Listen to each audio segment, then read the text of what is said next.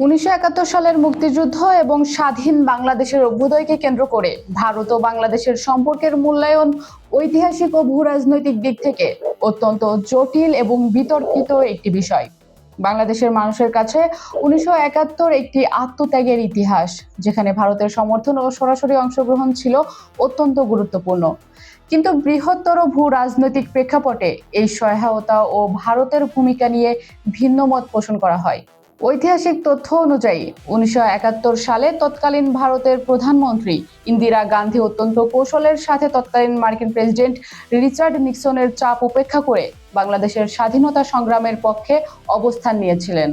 ভারতের লোকসভায় প্রিয়াঙ্কা গান্ধীর সাম্প্রতিক বক্তব্যে সেই ইতিহাসেরই পুনরাবৃত্তি ঘটে। তিনি উল্লেখ করেন, ইন্দিরা গান্ধীর বলিষ্ঠ নেতৃত্ব ও রাজনৈতিক দূরদর্শিতার ফলেই পাকিস্তান ভেঙে স্বাধীন বাংলাদেশের সৃষ্টি সম্ভব হয়েছিল।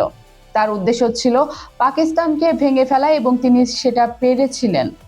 অনেকের মতে এই সহায়তার পেছনে যেমন মানবিক কারণ ছিল, তেমনি ভারতের নিজস্ব জাতীয় নিরাপত্তা ও ভূ রাজনৈতিক স্বার্থ ছিল সমানভাবে গুরুত্বপূর্ণ।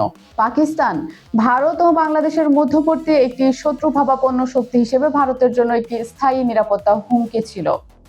পাকিস্তানকে দুই ভাগে বিভক্ত করতে পারলে ভারতের নিরাপত্তার ঝুঁকি কমে যায় এবং দক্ষিণ এশীয় অঞ্চলে ভারতের প্রভাব নিশ্চিত হয়।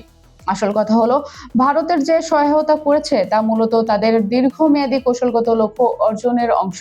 বাংলাদেশকে বিনা স্বার্থে তারা সাহায্য কখনো করেনি। তবে সম্পর্কের এই বিশ্লেষণ দ্বিমুখী। এক পক্ষ মনে করেন ভারতের এই ভূমিকা ছিল নিছক স্বার্থপরতা এবং তারা বাংলাদেশকে নিজেদের প্রভাব বলয়ে রাখতে চেয়েছে। অন্য পক্ষ মনে করেন আন্তর্জাতিক রাজনীতির বাস্তবতায় কোনো রাষ্ট্রই নিঃস্বার্থভাবে অন্যের পাশে দাঁড়ায় না এবং ভারতের তৎকালীন সহায়তা বাংলাদেশের অস্তিত্ব রক্ষার জন্য অপরিহার্য ছিল তাদের নিজেদের স্বার্থের জন্য। প্রিয়াঙ্কা গান্ধীর বক্তব্য বা সমকালীন রাজনৈতিক আলোচনা প্রমাণ করে রাষ্ট্রীয় সম্পর্কের ক্ষেত্রে ইতিহাস ও বর্তমান সর্বদা ভূ রাজনৈতিক স্বার্থের নিরিখেই মূল্যায়ন করা হয়। এই সম্পর্কটি বন্ধুত্বের চেয়েও বেশি কৌশলগত ও বাস্তববাদী সমীকরণের উপর দাঁড়িয়ে আছে।